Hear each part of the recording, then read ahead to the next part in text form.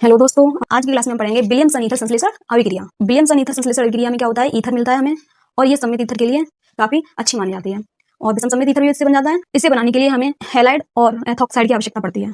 Ethoxide का हम या एल्कोक्साइड का, दोनों एक ही चीजें होती हैं, ठीक है। तो आइए हम इस अभिक्रिया को देखते हैं। सबसे पहले हम लेते हैं हैलाइड, एथिल हैलाइड लेते हैं। तो हमने लिया CH3 और I, इसमें हेलोजन जुड़ गया तो ये हैलाइड हो गया।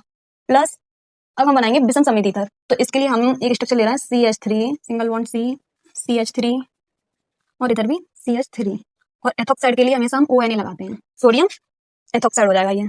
अगर ऑक्सीजन ये लगा होता है सोडियम के पास में तो ये एथोक्साइड बोलते हैं या इसे एल्कोक्साइड बोलते हैं। इससे हमें दो चीज प्राप्त होती है, पहला तो हमें ईथर प्राप्त होता है और दूसरा हमें सोडियम हैलाइड प्राप्त होता है। कैसे होगा कि जो हमारा ये सोडियम है वो हैलाइड के साथ लग जाएगा, ये हैलाइड सोडियम के साथ जुड़ जाएगी और ये O के साथ में इधर CH3 आके लग जाएगा। और अगर दो एल्किल समूह होते हैं उनके बीच में O होता है तो उसे हम ईथर बोलते हैं।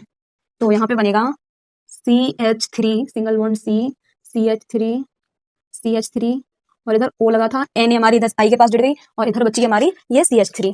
तो यहाँ पे हमने CH3 लगा दी, ठीक है। और प्लस इससे जो चीज उधर निकली है सोडियम एथो हैलाइड वो हम इधर लिख दे रहे हैं डैश लगा के, NaI, ठीक है।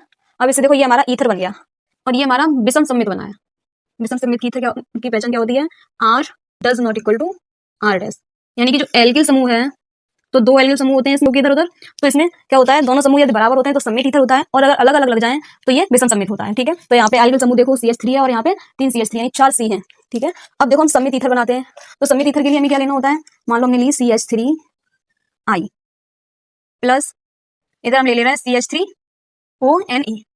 यहाँ पे क्या होगा, Na और I ये दोनों आपस में जुड़ जाएंगे और जो CH3O इतना पोर्शन है और इधर CH3 ये दोनों एक दूसरे में जुड़ जाएंगे।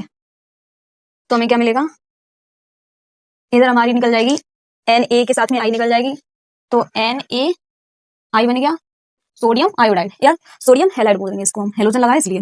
और यहाँ पे क्या होगा, CH3O लिख देंगे, CH3O और इधर क्या लग जाएगी, ये वाली CH3 लग जाएगी आगे। और यहाँ पे देखो, यहाँ R is equal to R dash है, यानी कि R का और R डैश का मान समान है, तो ये हमारा सममित ईथर बन गया। अथवा हम इसे ऐसे भी लिख सकते हैं, देखो अगर आपको ये वाला एग्जाम्पल समझ में नहीं आया हो विषम सममित का तो हम इसे ऐसे भी देख सकते हैं, CH3I प्लस C2H5ONA, तो हमारा क्या बनेगा C2H5O, ये वाला का C2H5O और CH3 लग जाएगा। तो यहाँ पे क्या हो गया, R does not equal to R dash हो गया और यही हमारा विषम सममित ईथर बन गया। यही हमारी आज की रिएक्शन है।